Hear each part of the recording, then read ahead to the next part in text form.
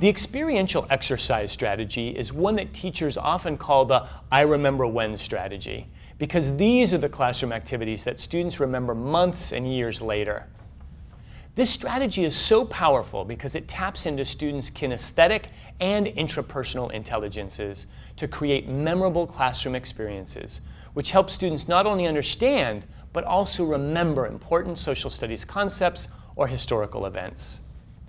You'll see how this plays out in an experiential exercise from Geography Alive, Regions and People, Chapter 31, Population Density in Japan, Life in a Crowded Country. All right, so class, in this activity, you're going to learn about the concept of population density and how it affects life, particularly when you live in a crowded country. We're going to figure out how many people per square mile. So we're going to divide this number by that number, okay? So what I need to do is get out your calculators.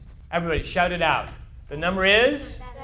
7. 7, exactly. Beautiful. Okay, so there are 7 people per square mile on average in Australia. So if you look down here, we've got some papers set out. What do you think these papers represent? I think it represents the land in Australia. Okay, you're absolutely right. I need 2 volunteers. These 2 people up here, what do you think they represent? Jeffrey, what do they represent? Population in Australia. Exactly. If you wanted to move Katie, could you? Yeah. Show me. What are 3 words or phrases you would use to describe what it's like to live in Australia if you were one of these people? Free. Free, okay. Jeffrey, what's another? Spacious. Spacious. Very nice. Let's have a round of applause for our volunteers here. You guys can go ahead and sit. A little bit of information about Australia. It's an island continent that lies between the Indian and Pacific Oceans, okay? And it's primarily flat and low-lying plateaus. So here's what I need you all to do. Can you guys all put out your hands? We're going to feel what Australia looks like. So right now we're in the ocean. Do you feel how wet it is? Feel the wetness. Do you feel it? Is it wet? Yeah. We're going to run our hands across. This is what it's like. We get to the coast, we go up a little bit, and then it's flat. It's flat. It's flat. It's flat. And then we come down the other side, and what do we feel on the other side again? Warm ocean. Warm ocean again. Now we're going to do one last country, the country of Japan. This is how much land Japan has compared to the United States. Look at all of the papers I'm picking up. One piece of paper. That's how much land Japan has compared to the United States.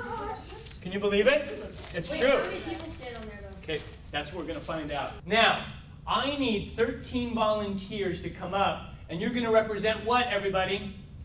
Population of Japan. All at the same time. Population.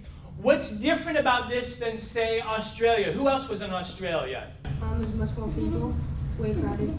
Way more crowded. Okay. Look at the land in Japan. What does this tell you about how you have to treat the land in a country that's really crowded? How do you have to treat the land, you guys? Pretty well. Or else what happens to it? It's ruined. Exactly. Okay.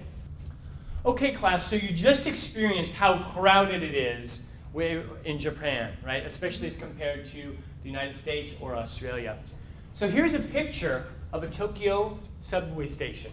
Real quickly, what are some interesting things that you see in this image? It's like so crowded, they have to push everyone in to fit. Well, there's another big, huge line waiting for the next one. That's one of the examples of how living in a crowded country, one of the things you have to get used to, becomes part of normal daily life.